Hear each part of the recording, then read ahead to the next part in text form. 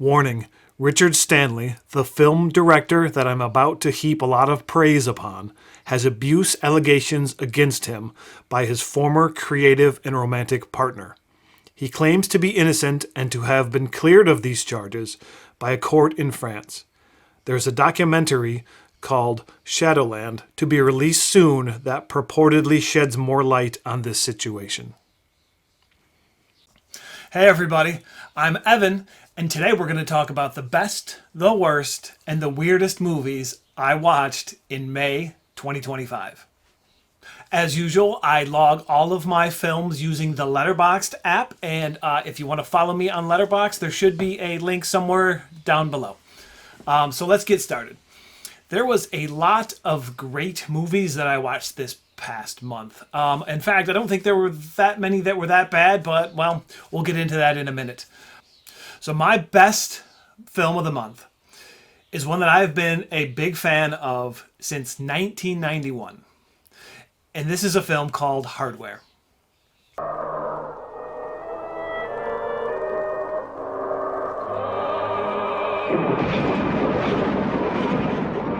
We're in a time of throwaway technology. I'll give you 30, 40, 50. I know you'd see it my way.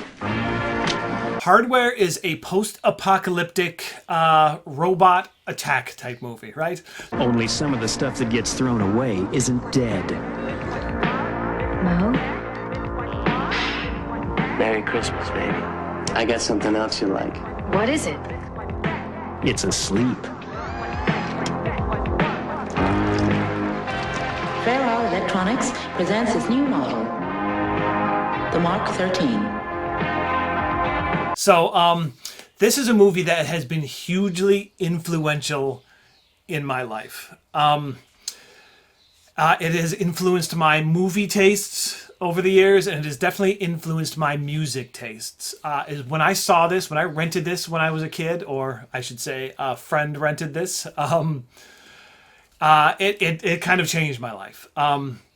It had like nothing I had really ever seen before, and it hit me so hard. I bought the soundtrack probably within like a week, and became obsessed with this movie.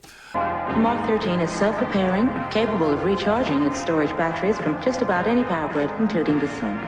And when it wakes up, it'll become something entirely new. I gotta see. It's important. Meet me in 1 hour.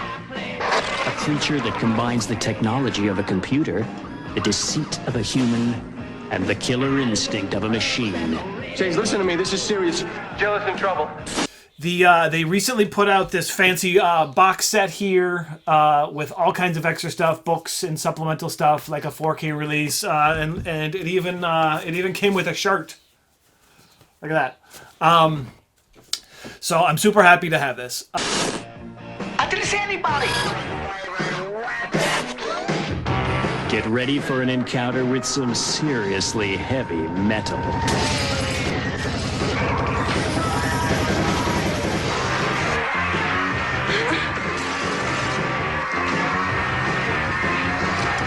Director of this movie, Richard Stanley, is one of my all-time favorites. What he did with this movie is take a small amount of money and make this living, breathing, post-apocalyptic world that feels so lived in and so like fully realized.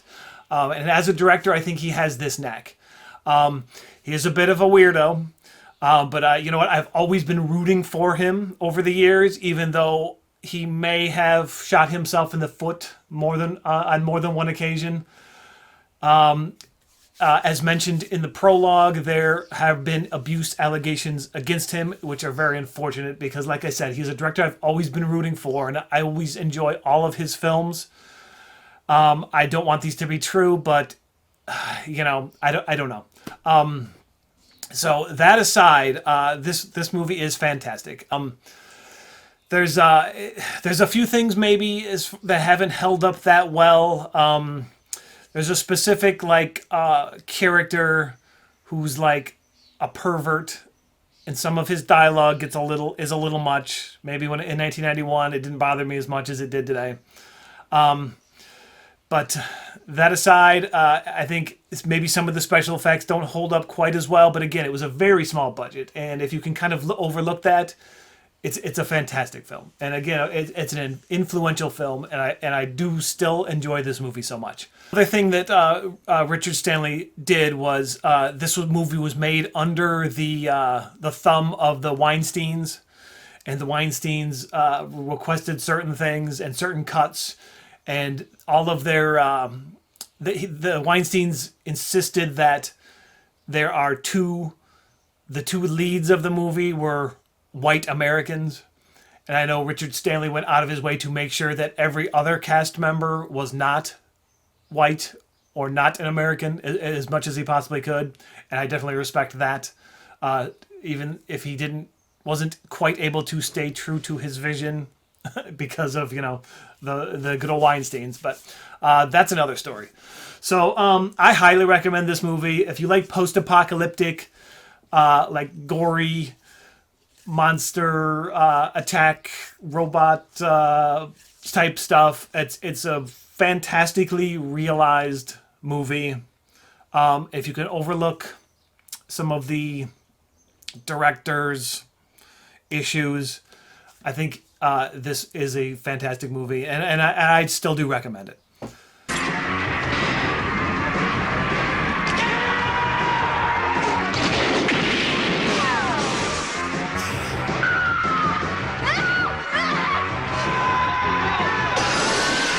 Get ready for hardware.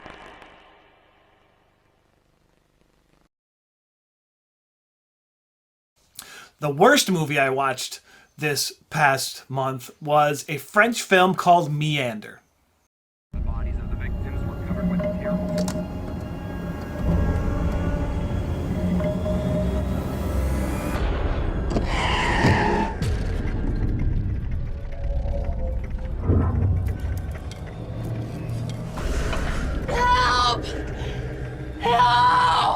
So why it's called Meander, I'm not 100% sure. The French title seems to indicate that it's also called Meander.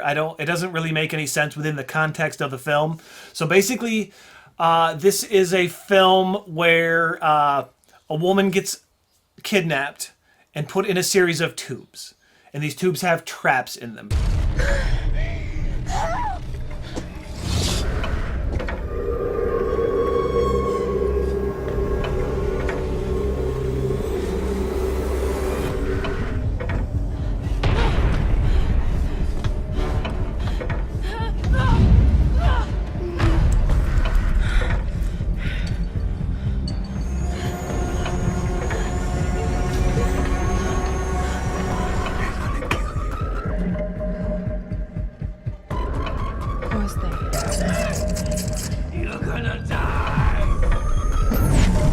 This is definitely a horror movie. Think something like Cube or Saw or The Platform. See, generally I like that sort of like single concept thing, but in order for those movies to work, they have to have some plausibility to them. And this one certainly did not.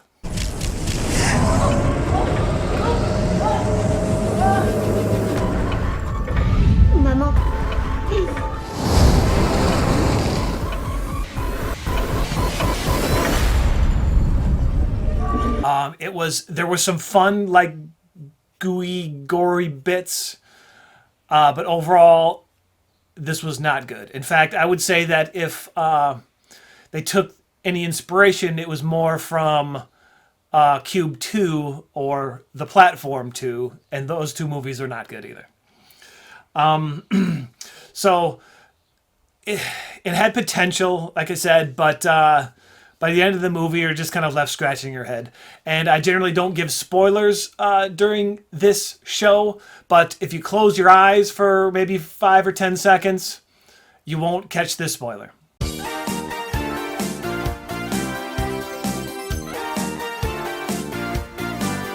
Yeah, so there you go.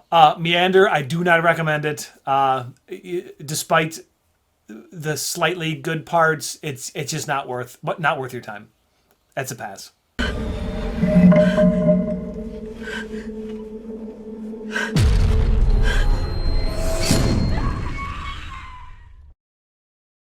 And the weirdest movie I watched this past month, well, it's strange because it's kind of a movie that's weird on purpose. And this is called John Dies at the End. Someday you will face the unimaginable. It is physically impossible to avoid it. Oh, shit! Oh, shit! What the fuck, man? This is a movie I had seen previously and did enjoy. It's an interesting movie because it kind of captures this late 90s, early 2000s kind of attitude, like who gives a shit attitude, that revolves around these two paranormal investigators who kind of go on this crazy journey, and it involves this drug, and there's different dimensions, and there's all kinds of weird things that happen. Great changes are coming to the world. You'll see it with your own eyes. I realized all at once, my one chance to save the universe lay inside this bottle. It be opening doors to other worlds, man. It's hard to describe the plot of this movie. I've seen some criticism that it's based on a book, so it only adapts a small amount of the book, and that's kind of one of the downfalls. I know the ending is slightly different, and the ending from the book sounds a little better than what they did for the movie, but that's okay. I still enjoy it. What is that stuff, John? The soy sauce? That stuff. I'm remembering things that haven't happened yet. We were chosen by the soy sauce. So you guys are what? Some kind of spiritualist exorcists? Yeah, something like that. It kind of takes me back to that time period of, nothing matters, and here's a bunch of weird stuff. Brandish your weapons. As I was saying, Lock your doors. that's the axe that slayed me. And stay away. Ooh, from red meat.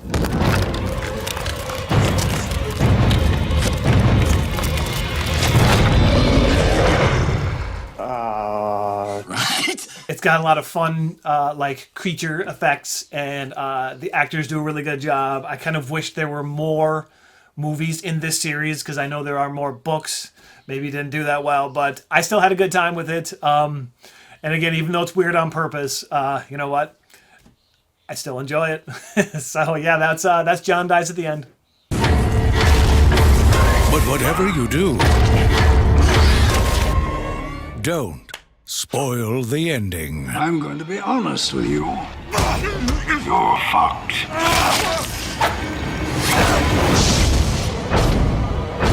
John! John!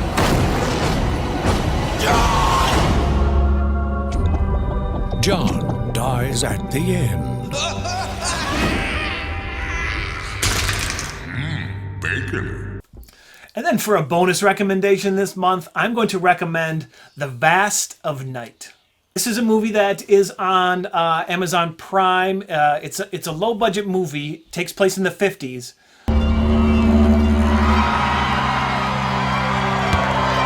This is WOTW Radio in Cayuga, New Mexico, and this is the news for the hour. What would you like to tell us about yourself? I don't know. Cool. Aren't you like some big science girl? Tell me about science.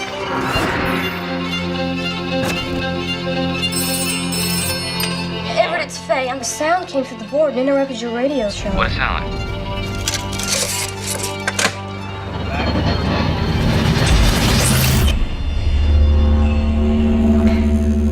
What's going on, Everett? Where there's a small town, and in this small town, the main characters are a phone switch operator and like the guy who runs the radio late at night. And there is something going on in this town. I don't really want to give you any spoilers, but it's interesting because it kind of drops you into this world, and the characters talk really fast, and you don't really kind of know what's going on. But as the movie goes on, it slows down, and there are periods where you're just either listening to someone tell a story over the phone, or you are watching someone tell a story, and it is gripping. 718 here at WOTW. We got a sound we'd like to play that seems to be bouncing around the valley tonight. Yes, I have a story that might be helpful.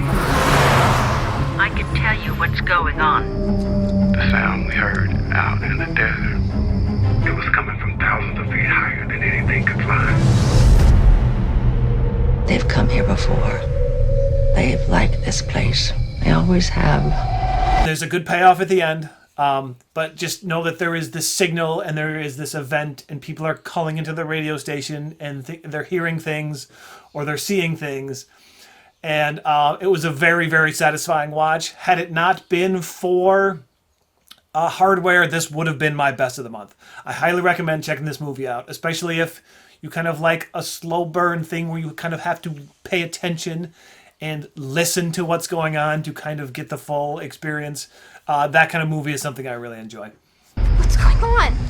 There's something in the sky.